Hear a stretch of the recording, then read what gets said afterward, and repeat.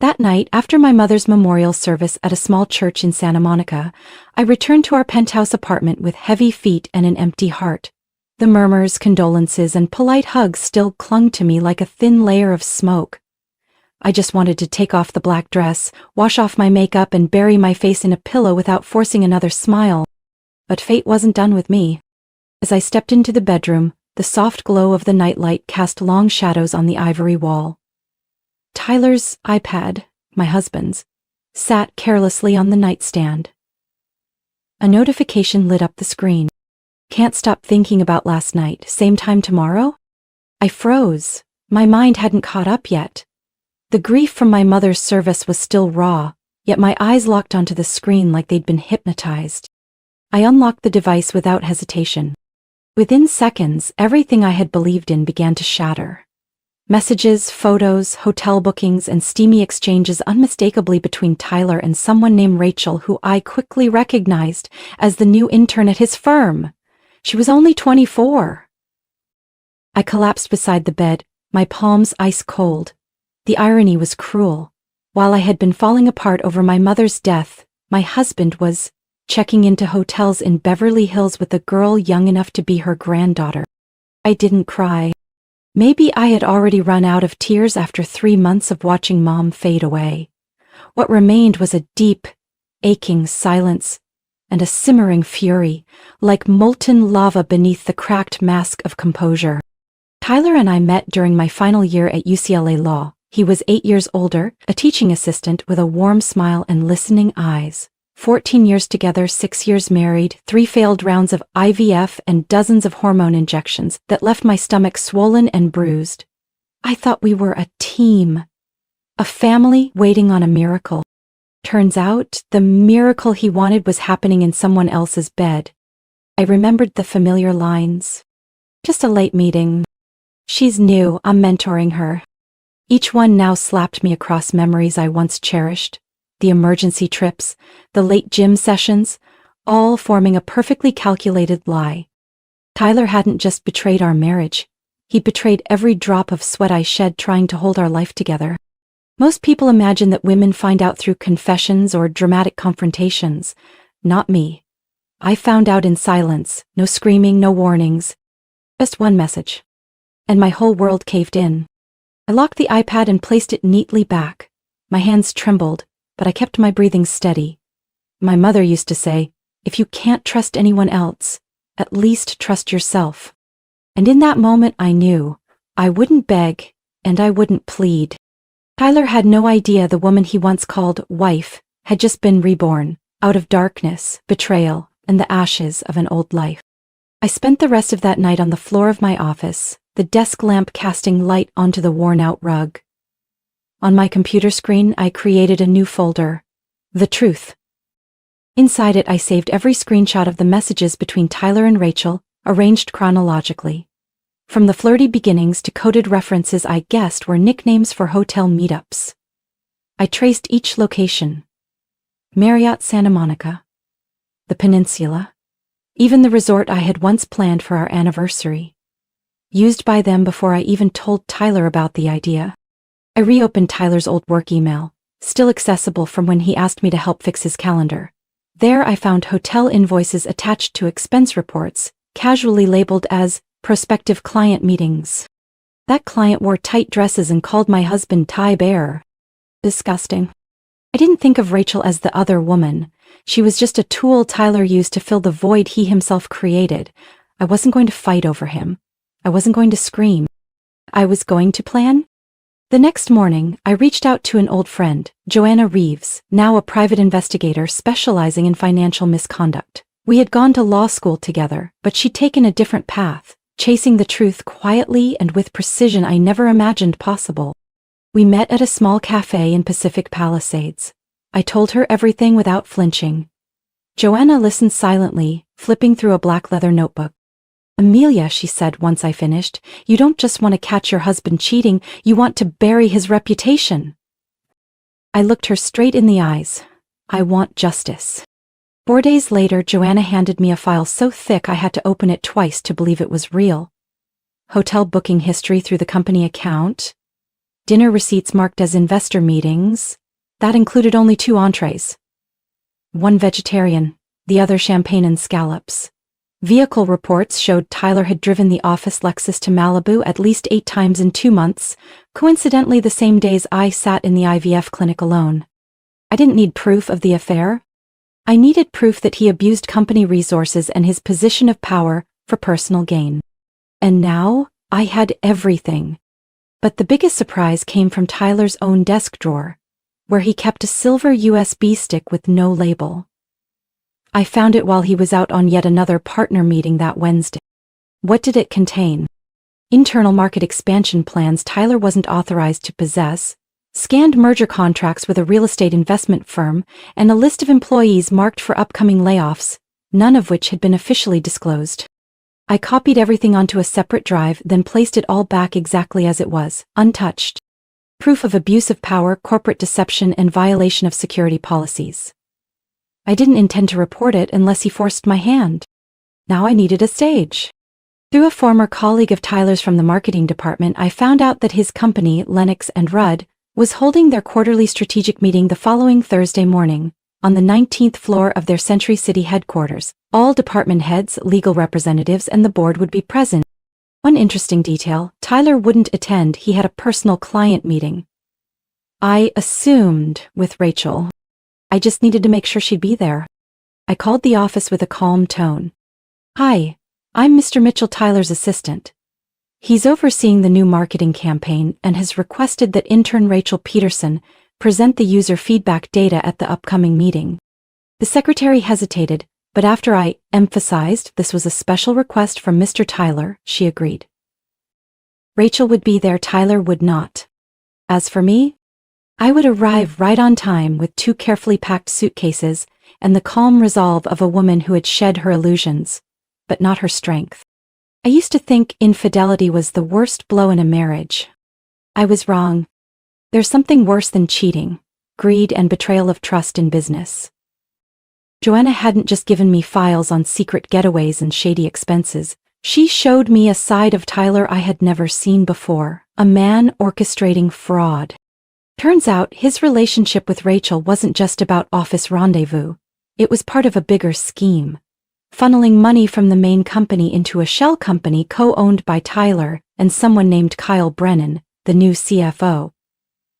Rachel, naturally, was compensated with designer handbags, luxury trips, and a fancy consulting role, with no job description. It took me nearly 2 weeks to map the money trail. Everything was covered up neatly. A company called Vector Synthesis received strategic investments from Lennox and Rudd, which were then filtered through fake contracts to mask the movement. Joanna's expression hardened. Tyler didn't just betray you, she said. He's using his company like an ATM. I met her gaze. I'm not just taking his wife from him. I wanted him to lose everything. I began reaching out to the people Tyler had dismissed or pushed aside.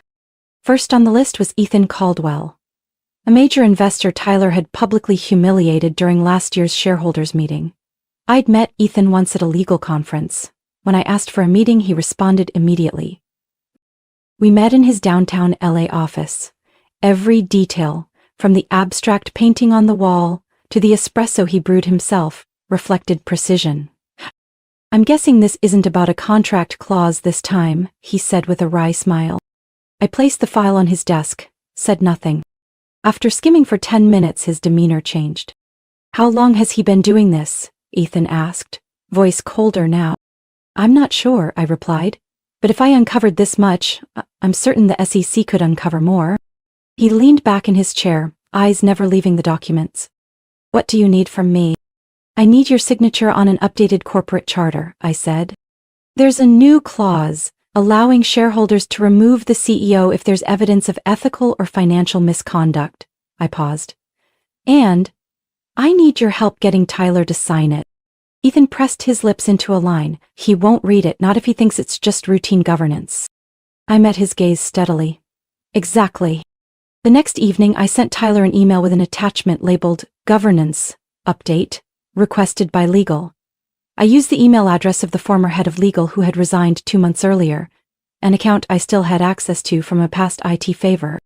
Tyler replied bluntly, Okay. Sign and return tomorrow. When the signed PDF hit my inbox, I printed 2 certified copies and sent them to the law office representing the shareholders. I was ready. Rachel still thought she'd be introduced as a promising young talent at the quarterly review. I knew this because Joanna had recorded a call between her and Tyler. Tomorrow I won't be there, he said, but they'll see how important you are to the campaign. She was important, all right, just not in the way she imagined. The next morning I woke early and dressed in a high-collared black blazer, a pencil skirt and beige heels. Nothing flashy, just enough to ensure they remembered me as the woman who didn't flinch while cleaning up someone else's mess. I placed both suitcases in the trunk. One held Tyler's personal items, the things he cared most about.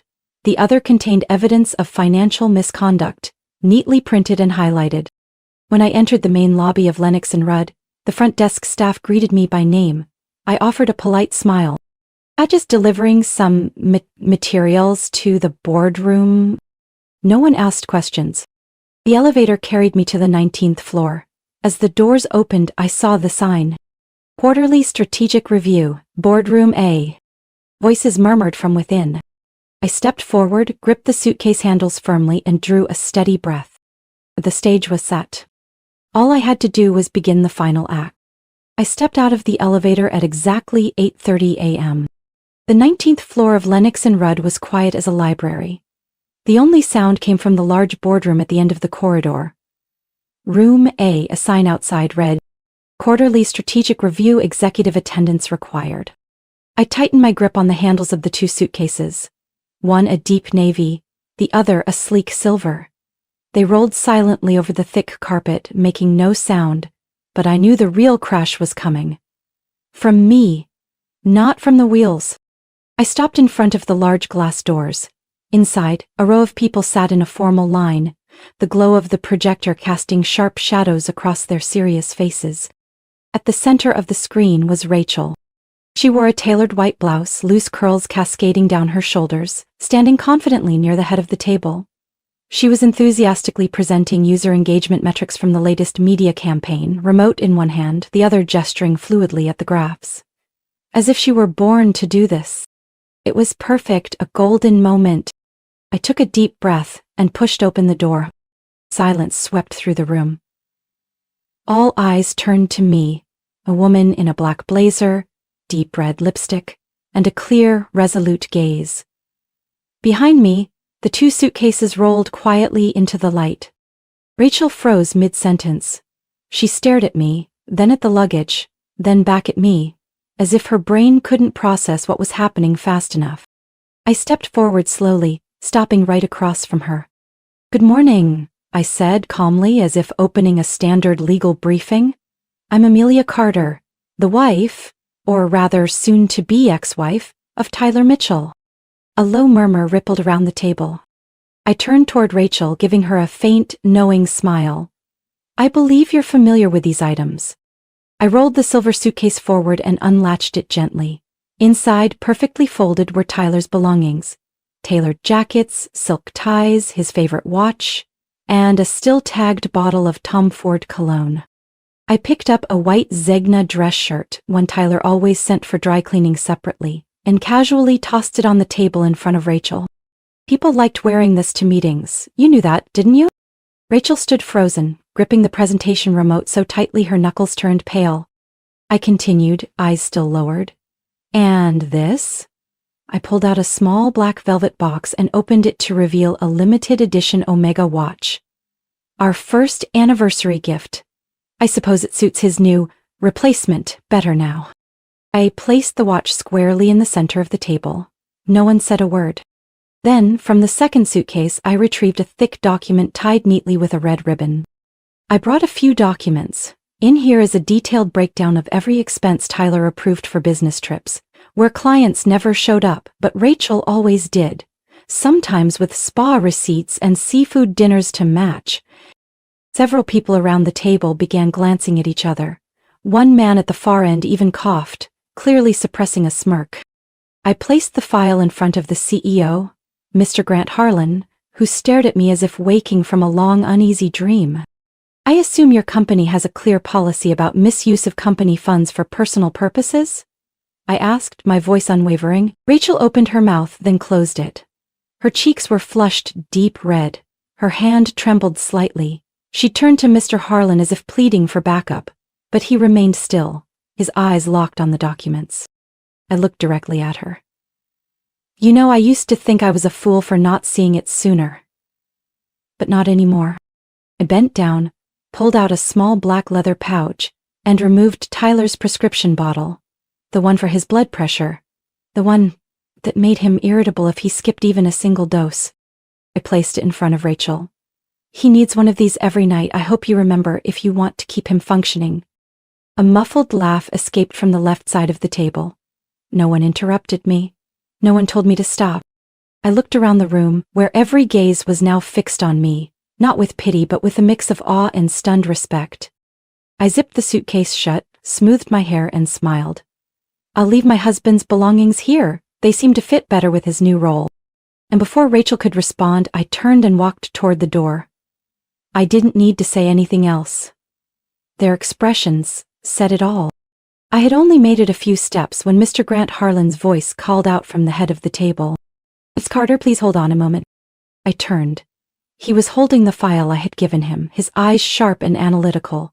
Next to him was Dana Whitmore, the head of HR, flipping through each page with the steady hands of someone who had dealt with too many internal scandals to be shocked easily. Mr. Harlan looked up, his tone serious. You stated that these documents pertain to misconduct involving misuse of company funds. I tilted my head slightly. And more. I walked slowly toward him and pulled another folder from my handbag, this one marked with neon yellow sticky notes. I've organized it. The first section is hotel bookings charged to Tyler's corporate card.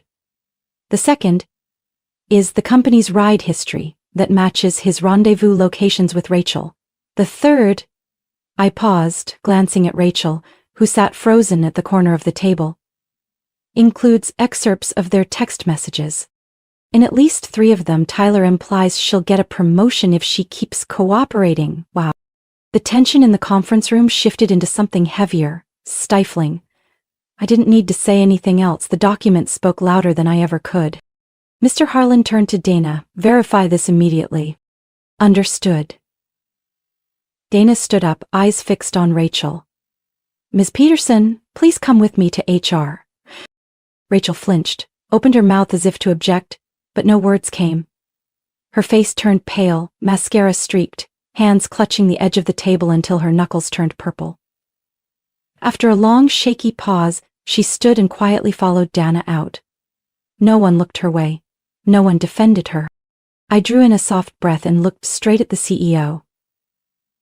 I apologize for interrupting the meeting, but I believe your company deserves the full truth.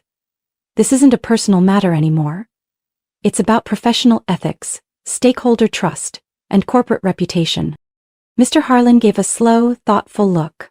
Do you intend to take this to the authorities? I'm hoping the company handles it internally first, but if things get buried... I left the sentence hanging. He understood. After a beat of silence, he stood and walked around the table, stopping in front of me. You're an attorney, correct? I used to be head of legal at Shoreline Strategies, now I consult independently. Ever considered corporate ethics training? I was caught off guard but kept my composure. I've taken a few small contracts but haven't worked with larger firms. He gave a faint smile, something he hadn't done all meeting. Maybe it's time you did. I didn't answer. I hadn't come here looking for career opportunities. I came to end a betrayal and protect the values I still believed in. As I walked out of the conference room, the looks from around the table had shifted. No longer shock or curiosity, but respect. The silver suitcase remained in the middle of the room, a naked symbol of a downfall fully exposed. I had no reason to take it back. What was inside no longer belonged to me. I'd left behind an entire story and every piece of evidence justice might need. On my way out, my phone buzzed. A message from a familiar number. I'm waiting in room 602. Text me when you're done. I smiled faintly, calmly hit forward, sent it to the company's internal ethics email. ethics@lennoxrudd.com, with a note. Seems Mr. Mitchell's urgent business just checked in on time. I was going to let the truth detonate itself. Just as I stepped out of the elevator, my phone rang. His name lit up the screen, Tyler Mitchell, calling at 8:47 a.m., fitting just as Rachel was likely trembling in HR and his suitcase still sat in the middle of the executive boardroom. I wasn't surprised. I picked up, held the phone to my ear and said nothing. "Amelia," his voice came through like ice water down the throat. "Where are you? What's going on with Rachel? Why did she text 'she knows everything' and then disappear?" I kept my voice soft as silk, sharp as glass. "You should ask yourself, Tyler, because everything I know came from the two of you." Silence on the other end, just for a beat. Then his tone dropped, lower, harder, edged with threat. "What did you do?" I turned back down the long hallway, heading toward the glass doors that opened to the high-rising balcony. Los Angeles glowed below, but all I heard was the breath of a man who once swore never to lie to me. "This isn't over, Amelia," he growled. "If you're trying to humiliate me in front of the company, I won't go easy on you in court. You know the law better than anyone." I laughed softly, not out of mockery, not from sadness, just that calm, steady confidence that comes from holding the final card. "Tyler," I said, "did you forget who wrote our prenup?" He paused. I continued. "It was my draft. Your attorney reviewed it, signed and notarized it. It clearly states, if either party is unfaithful, the other keeps all personal assets acquired before marriage, which means the house in Westward, the investment accounts, the shares in Shoreline Strategies, they're all mine. And you, Tyler Mitchell, don't even get a 2-bedroom condo unless I say so." I heard a sharp inhale on his end, the sound of rage barely contained by whatever pride he had left. "You really think you can destroy my reputation with a few pictures and texts?" "You're right," I replied calmly. "I can't. But the company card charges, the business trips with no clients, the hotel rooms under fake names. Do you think the compliance team will overlook that? And the USB in your drawer? The one with restricted data you weren't authorized to copy? I think legal will find that interesting." He went silent. I breathed evenly, fingers resting on the cold balcony rail. "You lost Rachel, your position and the persona you built. I don't need to do anything else. You made this crumble all by yourself." Then came the line I expected. "You're ruining everything. You'll pay for this." I smiled, this time letting the bitterness show. "Actually, Tyler, I'm just putting everything back where it belongs." I heard him slam his hand on the steering wheel, then the call abruptly ended. No goodbye, no apology. Just the fury of a man who had nothing left to bargain with. I slipped my phone into my purse and stood there for a moment longer. The city kept moving below me, but this time, it no longer weighed on my shoulders. I stepped off the balcony and returned to the grand lobby on the 19th floor. One of the front desk associates recognized me and rushed over, eyes wide. "Mr. Carter, HR asked me to thank you, and Mr. Harlan said whenever you have time, he'd like to schedule a private meeting."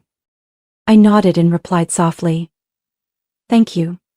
But right now I have more important things to do than look back at the wreckage." Then I walked out of the building, carrying only what truly belonged to me. For once, no one else's weight on my shoulders. News of Tyler's suspension spread through the company in less than 4 hours after the meeting. That evening, the board held an emergency session without Tyler. I wasn't required to attend, but an old friend from legal messaged me. He couldn't argue anything. Your evidence shut the room down. By the next morning, Tyler Mitchell was officially terminated for severe violations of corporate ethics and internal security policy. The email went out company-widely. It didn't name specifics, but everyone knew what had happened. Whispers in the hallway shifted to wary silence. The downfall of a high-ranking figure always leaves aftershocks. Rachel Peterson, the once promising intern, was reassigned to document support, a windowless room with no projects and no future. 3 months later, she quietly left during a routine staff reduction. As for me, I didn't file for divorce right away. I wanted Tyler to sit with the reality that every ounce of control he once had was gone. After being fired, he called me once, not to apologize, but to renegotiate finances. "We loved each other once, Amelia," he said, voice tired. You don't have to take everything from me. I glanced at a photo of my mother on the desk and replied in a tone he no longer recognized. Tyler, you lost everything yourself. I just turned on the light so others could see it. 3 weeks later, the divorce papers were signed, no dispute. The prenuptial agreement stood firm. My personal assets, our Westwood home, savings accounts, and pre-marriage investments, were untouched. He left with only his clothes and a leased car with 6 months left on the contract. I sold the Westwood house, a place that once felt like home, but had become a scar. I moved to Silver Lake and bought a modest 2-story home with a balcony full of red geraniums. The kitchen faced east, catching the morning sun. The backyard had just enough space for a small vegetable garden, just like my mother had dreamed of, but never got to plant. I adopted a golden retriever named Rusty. He liked lying at my feet while I worked and barked at strange men near the gate. Not out of anger, but as if to remind me, be careful who you let in, especially if they don't know how to keep your heart safe. Every morning, I woke early, made coffee, and walked Rusty around the lake. I learned to live without syncing my calendar to someone else's, without needing reminders or validation. I read books by the window, let sunlight warm my shoulders, and let my mind rest without unraveling over unspoken questions. One day, while trimming lavender, I received an email from the new leadership at Lennox and Rudd. They wanted me to consult on rebuilding their corporate ethics policies. The new chairman wrote, "We need someone who not only understands the law, but has the courage to enforce it." I sat quietly in front of the screen. Maybe they thought I was a woman who walked out of a broken marriage victorious. But the truth is, I survived because I never lost faith in myself. My new life wasn't loud, but it was honest, and deep enough that I no longer felt hollow when the night settled in. Tyler occasionally came up in distant whispers. Apparently he found a job at a small firm in Oregon with no significant title. Rachel disappeared from all social platforms. I never searched for them, never spoke their names. Because when you keep digging up the past, it's no different than swallowing the very thing that once choked you. 1 year after that fateful meeting, I stood in a corporate auditorium in San Diego, microphone in hand with a giant banner behind me, rebuilding company culture, starting with courage. No one here knew I used to be Mrs. Tyler Mitchell. They only knew me as Amelia Carter, corporate ethics advisor, the woman who helped over a dozen companies mend broken trust systems, establish transparent whistleblowing protocols, and most importantly, give voice back to those who had been silenced. I wasn't there to preach. I was there to tell a story. Not a story of divorce, but of a woman who stood back up when everything crumbled. And used those broken pieces to build something stronger. I never thought I'd become a mother on my own. But after everything, I realized wanting a child wasn't about keeping someone by my side. It was about giving unconditional love in its truest form. I began the adoption process once everything had settled. The paperwork, interviews, psychological evaluations, it was all long and uncomfortable. But for me, nothing was harder than pretending to be okay in a hollow marriage.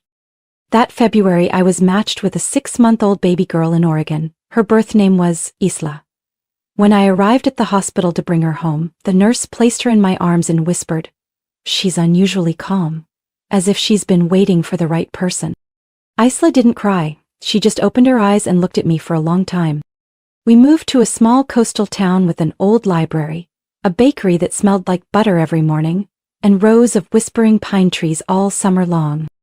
Rusty, the rescue golden retriever I had adopted, became Isla's best friend. Every afternoon we'd go to the backyard. Isla nestled in her stroller while Rusty stood guard beside her, as if he had taken on the role of big brother without anyone asking. At night I read to her, not fairy tales about princesses waiting to be rescued, but stories about women who built their own worlds from the ashes. Isla will grow up knowing that her mother had failed, had been betrayed, had been dismissed. But more importantly, she'll know her mother didn't stop there. Now, whenever I stand in front of boardrooms filled with people once afraid to speak up, I always end my talk with one simple line. Silence doesn't protect you from harm, but having the courage to speak up protects you from the corruption of silence. I'm not a perfect woman, but I chose not to be forgotten in my own story. No longer the wife making excuses, No longer the woman bowing her head in quiet suffering. I'm the one who rewrote the script. The one who chose the ending. And the one who stood up and kept walking. One early autumn afternoon with Isla asleep in my arms, I sat by the window, watching sunlight spill over a new garden of lavender. I didn't need dazzling success, I didn't need dramatic revenge. I just needed to be myself. Because I understood that an ending isn't a full stop, but a beginning to another story. One where I'm both the author and the heroine. I wasn't writing to hold on to anyone, I was writing to free myself. Amelia's story isn't just about surviving betrayal. It's living proof of the quiet power within a woman who dares to rise and rewrite her life. In the real world, many people are silently carrying wounds. But as Amelia showed us, having the courage to speak up, set new boundaries, and choose what's right, even when it's hard, is the first step to rebirth. No one is required to live as a side character when they were always meant to be the lead. What do you think of Amelia's decision? Would you have done the same if you were in her shoes? Leave your thoughts in the comments. And don't forget to follow the channel for more heartfelt stories about family and life. Tuesday night. The kind of night people forget what they even had for dinner. I stood in the kitchen, stirring a pot of potato and bacon soup, my go-to comfort meal whenever early winter swept through Boise. The steam fogged up my glasses, and the steady clink of the wooden spoon against the pot echoed like a heartbeat in the house. A house I'd spent nearly 6 years turning into a home. Then Brandon, my husband, dropped a line as casually as reading a weather update. "Shelby's moving in, I think you should let her stay, long term." I froze, still holding the spoon but my whole body locked in place. "What do you mean?" I asked, though it barely felt like my own voice. "I think it's time we give Shelby the house. She needs the space to study for the bar exam. This place just doesn't suit you anymore." I turned to look at him. Not because I didn't hear him right, but because I needed to see his eyes, to confirm this wasn't some cruel joke.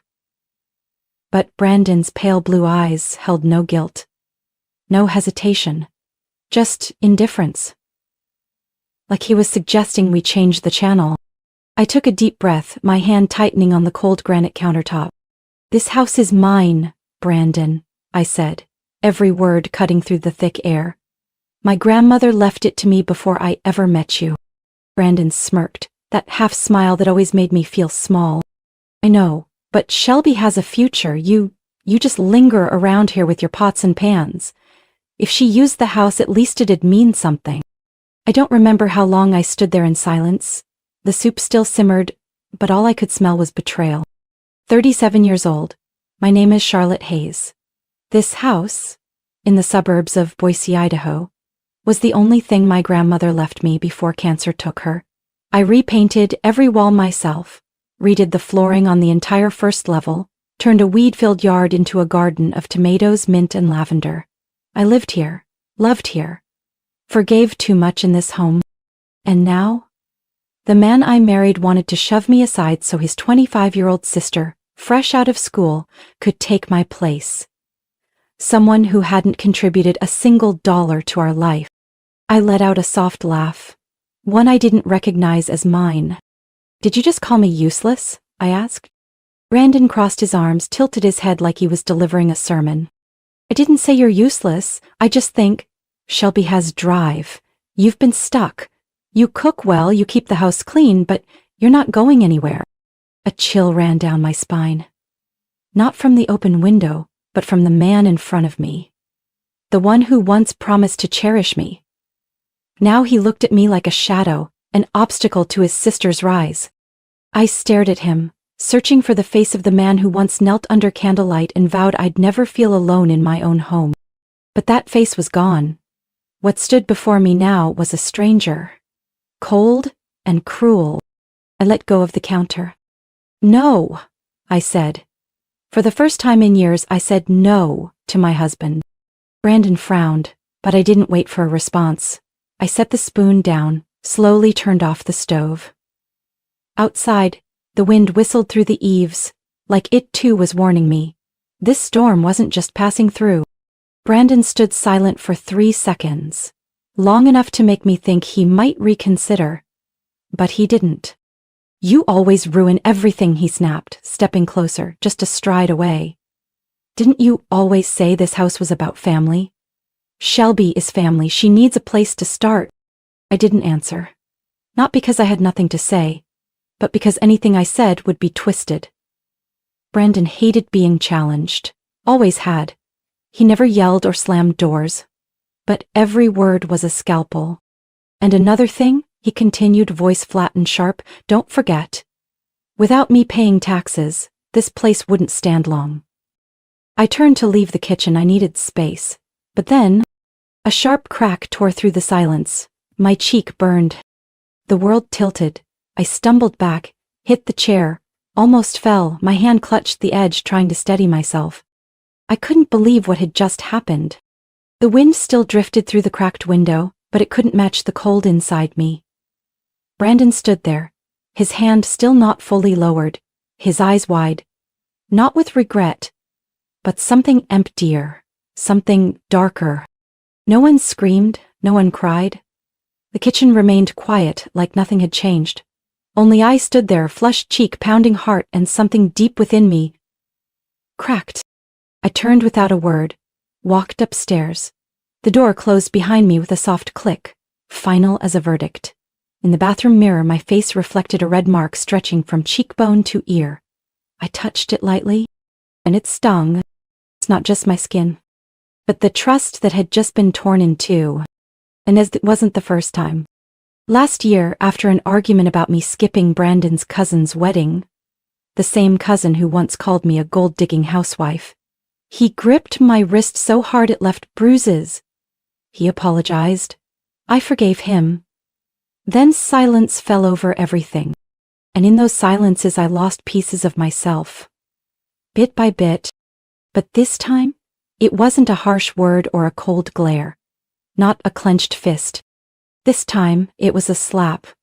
Clear. Intentional. No excuses, no ignoring it. I sat on the edge of the bed, clutching a pillow like it could hold me together. This room used to be my safest place. I painted the walls a soft beige because it reminded me of late afternoon sun. I chose the reading chair Brandon always said took up too much space. Nothing felt warm now. My eyes landed on our wedding photo. Me in a white dress, Brandon's arm around my shoulder beneath the pine trees in Coeur d'Alene. That day, he kissed my forehead and said, "We'll walk this road together." Yes, but he never said that road would require me to keep walking backward until I disappeared. I stood up, opened the drawer, took out a towel-wrapped ice pack and pressed it to my cheek. Cold, but sobering. And in that cold, I realized one thing. If I didn't leave, that slap wouldn't be the last. And if I did nothing, my life would be handed over to someone named Shelby. A woman who had never once called to check on me. Never planted a single flower on the porch, never wiped a drop of water off the tile I'd laid with my own hands. I asked myself, how many times had I yielded, tried to understand him? And in return, a slap. I could hear Brandon's footsteps in the kitchen, the fridge opening, the sink running. As if nothing had happened. As if I didn't exist. I didn't know exactly what would come next. But I knew one thing for sure. I had hit my final limit. The next morning I woke earlier than usual. The sun hadn't yet risen over the eastern rooftops, but I was already sitting at the kitchen table, hands wrapped around a cold cup of coffee, eyes fixed on the blurred glass pane. Brandon entered minutes later, dressed in his usual navy work shirt, acting like the night before never existed. He poured himself coffee, whistled an old tune, then sat down like everything was just fine. "Can you get Shelby's room ready this afternoon?" he asked casually. "I called her, she's coming this weekend." I nodded. Just that. No arguing, no questions, no pushback. I wouldn't confront him anymore. I would disappear quietly. That afternoon, once Brandon left for work, I began the first step of my plan, opening a separate bank account. I chose a small branch 10 miles from home, where no one would recognize me. I only brought basic documents. "I need a personal savings account, separate from our household finances," I told the young woman at the desk. She smiled, asked nothing. An hour later I had a card, an online login, and the seed of freedom quietly blooming in my chest. That evening, while Brandon watched football, I opened my laptop and logged into the joint account we shared, one I had barely touched in 6 years. I quietly transferred $4,300. Not enough to raise alarms, but enough to start my own path. I changed my email password, withdrew some cash, reset all security questions, ones only I knew the answers to. Step by step, I undid every invisible lock Brandon had ever placed on my life. In the days that followed, I began moving my things bit by bit. An old journal, a pair of earrings my mother gave me, my college photo album. I tucked them into a tote bag, slipped them into the trunk under a blanket, just looked like gardening tools. I kept cleaning, cooking, smiling, as Brandon rambled on about work or Shelby's arrival. "Saturday night, we'll have a family dinner," he said over salad. "I'm inviting Susan from next door and Mike and his wife. Everyone loves Shelby." "Sounds great," I said, handing him another helping. No one suspects the woman pouring wine at dinner is preparing to leave it all behind. I timed everything while Brandon was at work or golfing. One afternoon, I removed the painting above our bed, where I had hidden the deed. My name was the only one on it.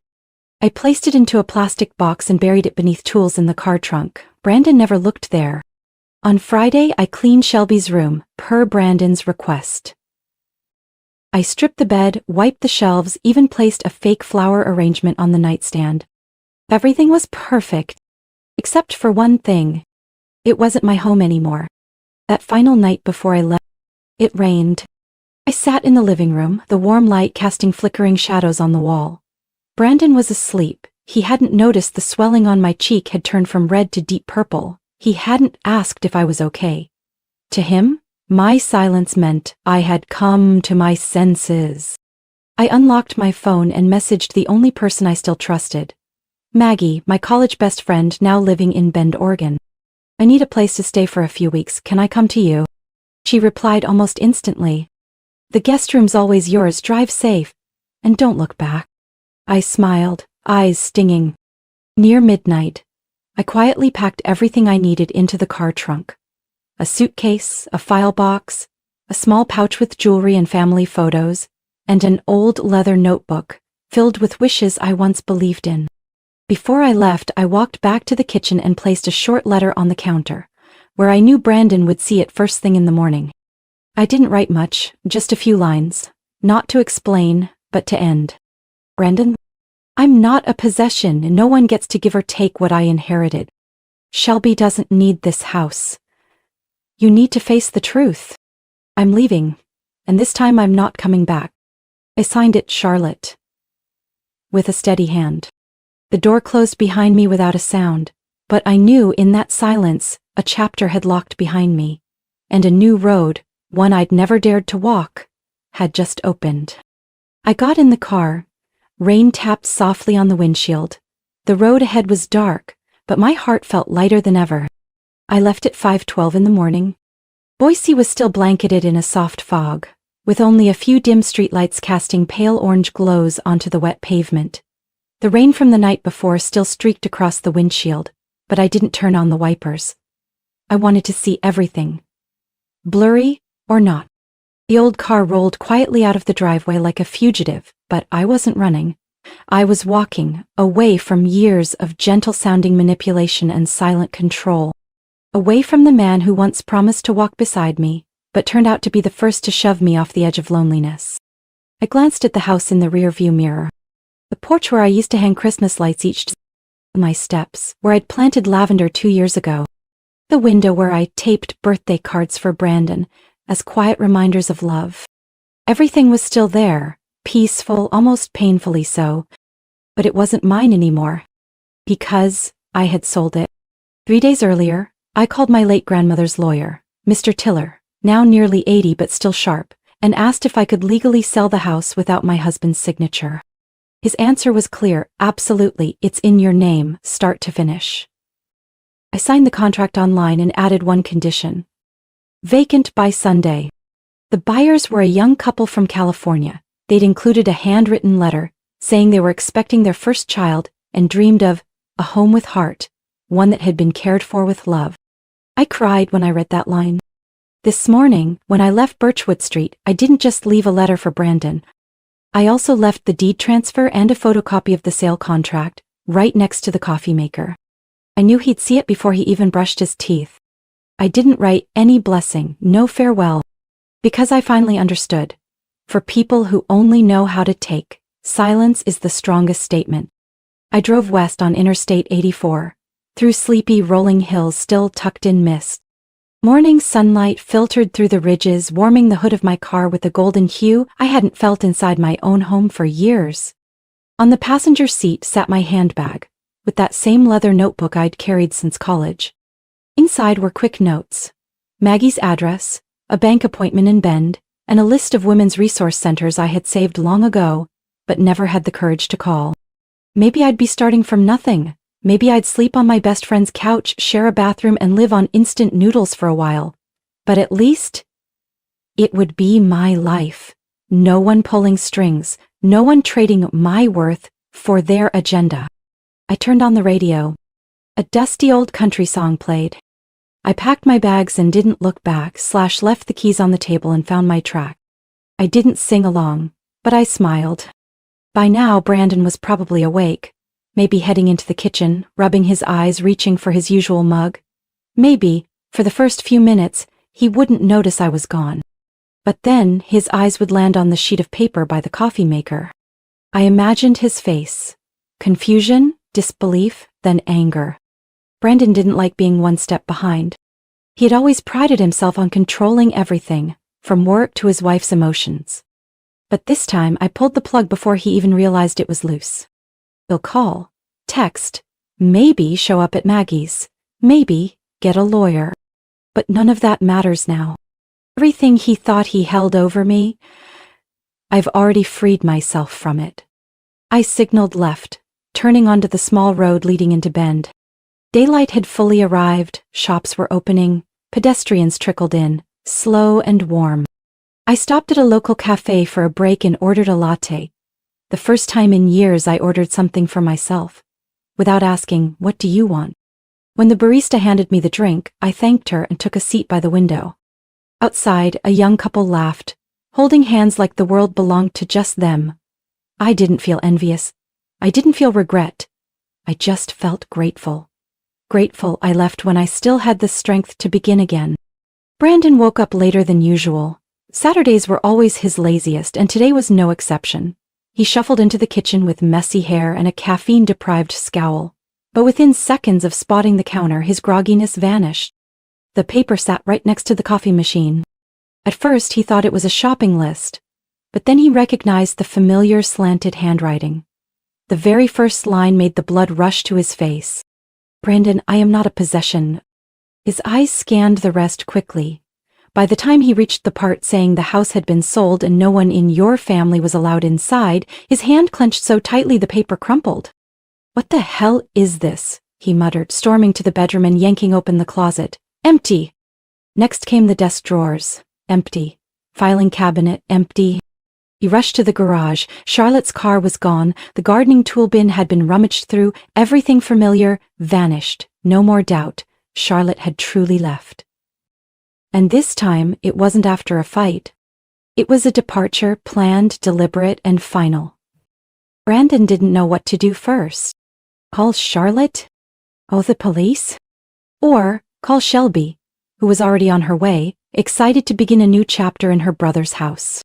About an hour later, Shelby stepped out of a silver SUV, suitcase in one hand and a box of muffins in the other.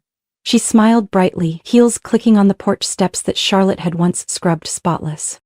"Big bro, I'm here," she called out cheerfully, pushing the door open. But no one answered. She stepped in, instantly sensing something was off. The house felt too clean. And no family photos. No smell of food.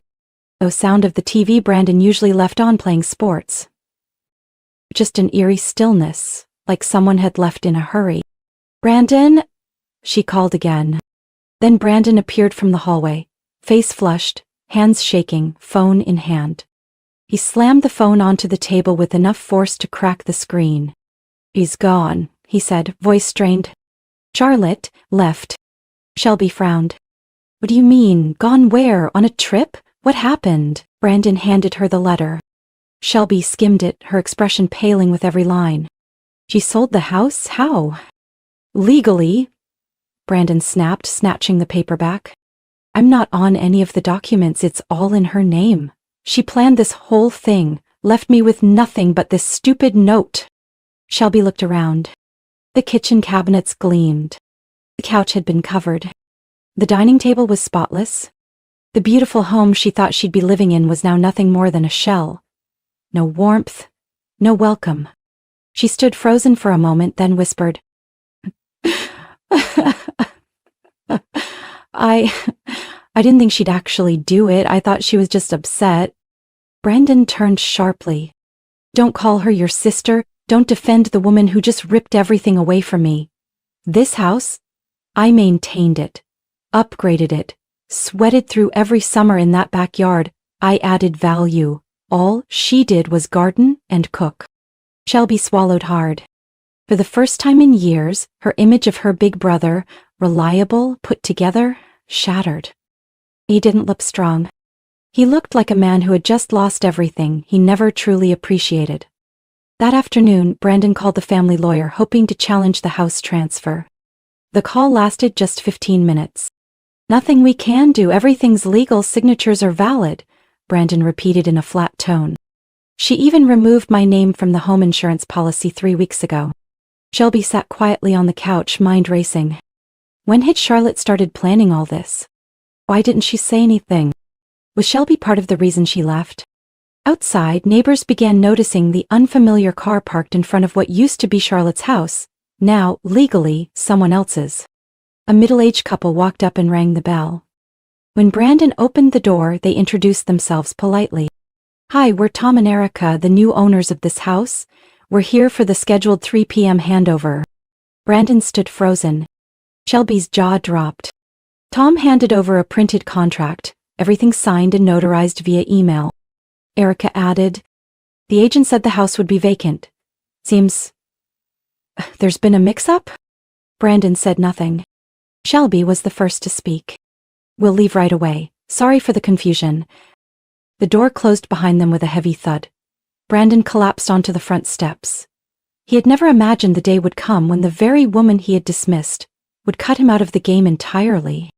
Less than an hour after Brandon and Shelby quietly left the old house, the first signs of neighborhood curiosity began to stir. The corner house on Willow had always been a heart of the community, not because it was the biggest or most luxurious, but because Charlotte had tended its garden with care, mailed cards every holiday, and smiled at everyone who passed by. Now no one stood on the porch, the door remained shut. And the shouting and crashing from that morning had neighbors whispering. Ms. Karen, the widowed woman from the house next door, was the first to knock. She wore a wide-brimmed hat and carried a tray of cookies, the perfect cover for her curiosity. Shelby answered the door. Oh, hello, dear, Mrs. Karen said, her eyes scanning the empty hallway behind Shelby. I heard a commotion this morning. Is everything all right? Shelby forced a smile. Yes, just a bit of a misunderstanding. Charlotte had to go out of town for a few weeks. Even as the words left her mouth, they felt unnatural. And as expected, Mrs. Karen's gaze lingered on Shelby's face, wordless. She gently set the tray on the table and added, Strange. Charlotte's never left without asking me to water the flowers. And those lavender beds she planted are starting to dry out. Before Shelby could respond, the doorbell rang again. This time it was Mr. Walter, the retired gentleman from across the street, standing beside his wife, Mrs. Lorraine. Shelby, where's Charlotte? Mr. Walter asked directly. I saw a moving truck this morning. Is something going on? Shelby opened her mouth to answer, but Brandon's voice came sharp from behind her. Please leave. This is a private matter. His tone was harsher than necessary. Mrs. Lorraine tugged lightly on her husband's arm, her eyes fixed on Brandon like she was seeing through the years of polite neighborly smiles for the first time. Charlotte never shut us out like this, she said softly. She's a good woman. Shelby stood alone in the silent kitchen after the neighbors had left one by one. She could feel the shift in the air. Brandon, once the respected man on the block, tall, successful, charming, now seemed to be unraveling, piece by piece. That afternoon, Shelby opened her laptop and started researching property transfers. She didn't tell Brandon. She simply checked the name Charlotte had left in the buyer information. And then she read through the entire legal process, clean, transparent. Charlotte had done nothing wrong. In fact, she'd even left behind a maintenance stipend for the new homeowners as a final act of kindness. The more Shelby read, the heavier her heart became. She began to recall every small moment with Charlotte, brief but always gentle. And all the time she'd overheard Brandon snapping when Charlotte asked simple things, to change the curtains, buy another planter, or have her mother stay over for a few days. She was always quiet, Shelby whispered. But not because she was weak. It's because she'd taught herself how to survive. That night, while Brandon lay sprawled on the couch, holding his third beer, Shelby sat by the window, watching the streetlights glow. "Brandon," she said, voice soft but firm, "this isn't just about Charlotte leaving. This is about you making sure she had no reason to stay." Brandon snapped, "Don't start lecturing me. You don't understand." "No," Shelby interrupted. "I understand more than you think. I'm the outsider. And if even I could see how badly you treated her, then you should know it wasn't a coincidence." Brandon slammed the beer can to the floor. "She abandoned me, left me out on the street. Took the damn house." "The house was never yours," Shelby interrupted. "It was Charlotte's. Her grandmother left it to her, and the only thing she did was take back what was already hers. After being hit by you, humiliated by you, treated like a live-in maid with a marriage certificate for years." For the first time that day, Brandon was silent. For a fleeting moment, Shelby felt a pang of sympathy for the man who had once been her childhood protector. But that feeling quickly vanished as she remembered the bruise on Charlotte's cheek. The one she used to believe came from slipping while mopping. The mask had fallen, and this time, no one was willing to pick it up for Brandon. In Bend, Oregon, a small town tucked along the edge of the Cascade Mountains, I began the first chapter of a brand new life. The apartment I rented was a tiny studio on the second floor of an old red brick building, right above a used bookstore where the owner played jazz every Monday morning. No backyard, no lavender garden. But it had a window that looked out over tall pines, and an old wooden desk just big enough for my laptop, a desk lamp, and a small cactus Maggie gave me when I arrived. "You don't have to be strong right away," Maggie had said as I moved in. "Just a little more steady every day." I wasn't pretending to be happy. I just didn't want to keep getting pulled back by the echoes, the cutting remarks, the cold glances, and the nights when the person beside me slept like I didn't exist. Every morning I made coffee with my own hands. I didn't ask what anyone wanted. I didn't wait for anyone's approval. 3 weeks after leaving Boise, I walked into the local women's center to apply as a volunteer. A space that helped women who had experienced domestic violence, divorce, job loss, or who were simply trying to find themselves again. Gloria, the center's director, was a Black woman in her early 50s, eyes full of fire and a voice that pulled you in. She didn't ask too many questions when I said I had just left an unhealthy marriage. "We need people who can listen without judging," she said. "Do you think you can do that?" I nodded. For the first time in many months, I felt useful just by being myself, not for what I could do for someone else. My days at the center taught me how to reconnect with the world without hiding parts of who I was. I met women who had fled into the night during a rainstorm, who had lost everything to financial control, who had been disowned by their own families just for refusing to stay silent. One afternoon, I sat beside Andrea, a woman 10 years younger than me, holding her newborn and too afraid to call home for fear they'd force her back to her ex-husband. "I'm so stupid, aren't I?" she asked, eyes red and swollen. I took her hand. "No. You're braver than you think. And one day you'll look back and realize the decision you made to leave today, that's what saved you." At night, I returned to my small apartment, opened my laptop, and began to write. Not for anyone else, not to post or share, just to remember who I was. The first pages were messy, fragments of thoughts, incomplete sentences. But gradually, I began to write my life story in my own voice. Unedited, uninterrupted. One late afternoon I got a message from an unknown number. "Charlotte, it's Shelby. I don't expect you to reply, but I need to say, I'm sorry. For all the things I didn't see, didn't understand. I'm no longer staying in that house. I went back to my apartment. I'm trying to start over, like you did. Thank you for going first, and for giving me a mirror to learn how to let go." I sat still in front of the screen.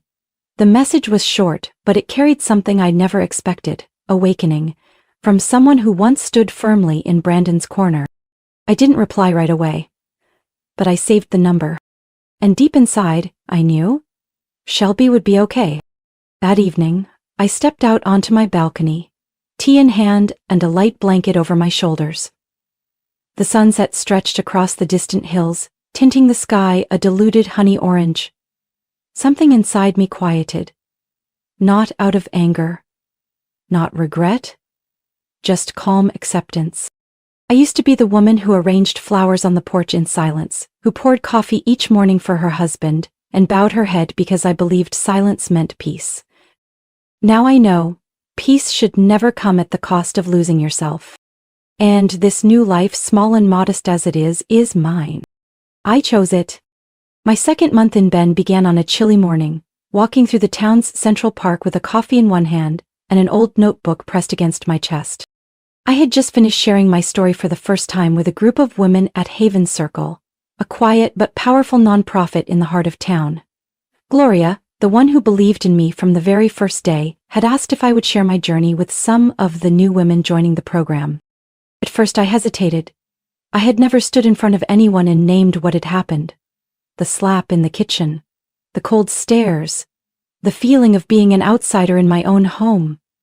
But when I sat in that circle and saw the worn yet hopeful eyes looking back at me, I knew. I had to speak. I used to believe love meant silence, endurance, and unconditional sacrifice. I talked about the house in Boise, the kitchen I once considered my whole world, and the husband I had believed was my forever partner.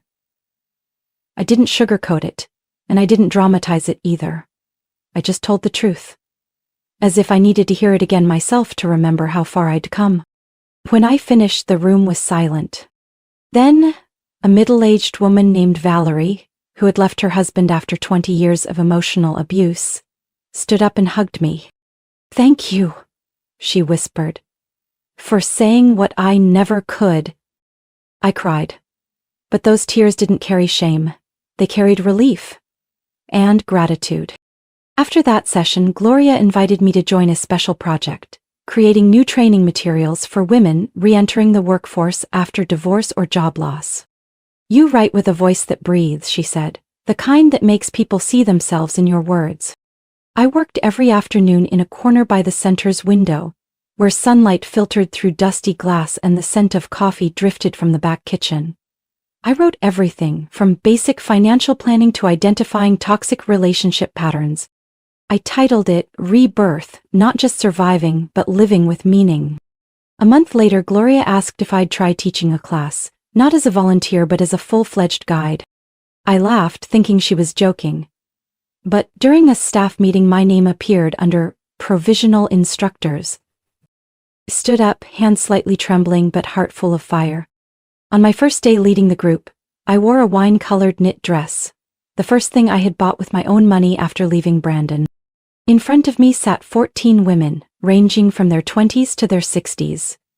Former teachers, office workers, single moms, and even one who had been homeless. But in their eyes, I saw myself.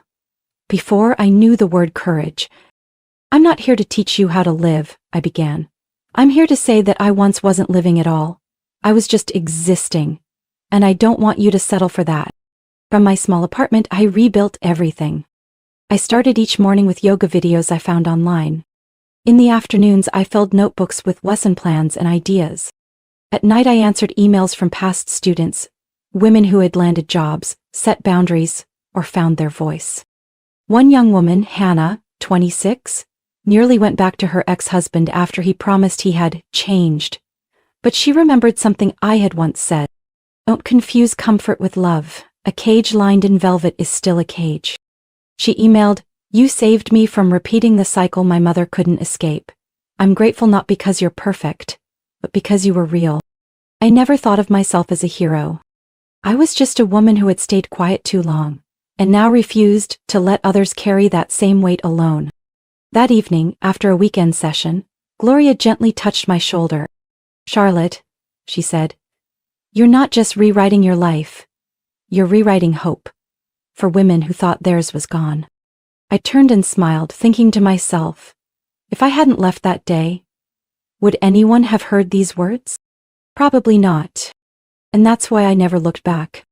One April afternoon, while cleaning the top shelf to grab a summer blanket, I found the old box. A brown cardboard box, taped shut on all sides, the only thing I had brought from Boise that I hadn't opened in 6 months. I once thought I'd throw it out, but something in me had held on.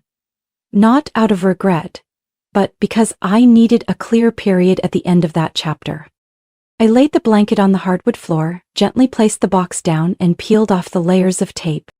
Inside were a few old photos. Brandon and me on our first camping trip, the backyard the summer I planted lavender, a handwritten letter Brandon gave me on our first anniversary, still stained with ink because I had cried while reading it. I found a small notebook where I used to jot down recipes and scattered dreams. Have my own garden, teach a cooking class, travel to Seattle alone. I picked up a chipped photo frame, our wedding picture, me in a simple white dress, smiling like everything ahead was sunlight. I looked closely into the eyes of the woman in that photo, the one who once thought love meant enduring. And then, I folded the photo, placed it in a separate envelope, and marked it past. The rest I wrapped up and took to the recycling bin. No tears, no regret. Because I'd learned that to truly live in the present you have to cut ties with what once broke you. The following week I received an email from the Oregon Women's Council. My piece, Rebirth, Not Just Surviving, had circulated widely, and they invited me to speak at their annual conference on healing after divorce and emotional abuse. It took me nearly 3 hours to write a reply. Part nerves, part emotion.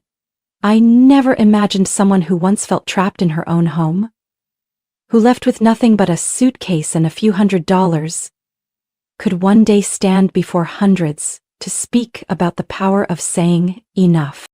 I told Maggie the next night as we sat on the balcony with glasses of red wine. She laughed. "Told you, none of us really knows how strong we are until we're the only one we can lean on." The night before the speech, I wore the wine-colored dress again, not to prove anything, but because I simply liked how it fit the woman I had become. I clipped on my mother's old earrings, swiped on nude lipstick, and looked at myself in the mirror. That woman was still Charlotte, but no longer the Charlotte who waited by the window for an apology. I stepped onto the stage with my heart pounding, but the spotlight didn't scare me anymore. Looking out into the audience, I saw women of all ages, some newly divorced, some in custody battles, some who had started fresh with a small business after 15 years in a controlling marriage. "Hi, my name is Charlotte Hayes," I began. "I was slapped in the kitchen where I cooked every day for the man I loved, and I thought it must have been my fault, until one day I realized no one has the right to make me forget my worth just because I stayed silent." I didn't speak with bitterness. I spoke with the clarity of someone who had survived, healed, and rebuilt from the ground up. At the end of the session, a woman in her 60s came up, eyes brimming with tears. She whispered, "You gave me the courage to file for divorce. After 38 years. Thank you. You lived the years I thought I'd lost." I held her hand, overwhelmed, and I knew then every crack in my life wasn't to break me. It was where the light got in. That night, back in my tiny apartment above the bookstore, I opened my laptop and typed the first line of my new book. My first chapter didn't start with love. It started with a slap. But every chapter after that I wrote myself, with courage and inner light. I saved the file, made myself a mug of mint tea, and sat by the window, watching the stars shimmer. Charlotte's story isn't just about escaping a controlling marriage. It's a living testament to the power of awakening and reclaiming self-worth. From someone who seemed to have lost everything, she rose, rebuilt from the rubble, and became a source of strength for hundreds.